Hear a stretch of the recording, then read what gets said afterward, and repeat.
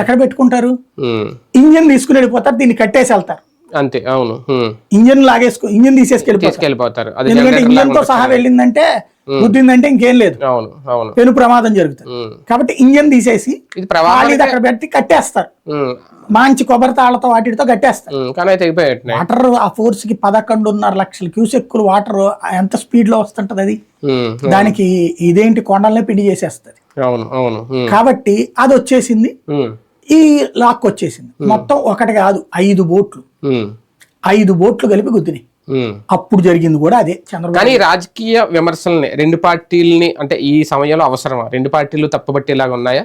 అంటే ఈయన కూడా ఏదో ₹1 ఎంత విరాళం ఇచ్చారన్నారు జగన్మోహన్ రెడ్డి గారు వాళ్ళంతా మాట్లాడి.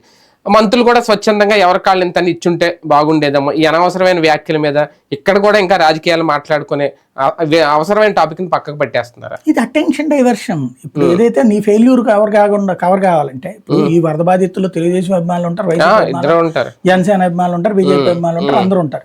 ఇప్పుడు వీళ్ళందరూ కూడా ఇదంతా జగన్ గారు అంటారా చేసింది, మనం మన ఏరియా ముంచేసింది అని అటు వెళ్ళాలి.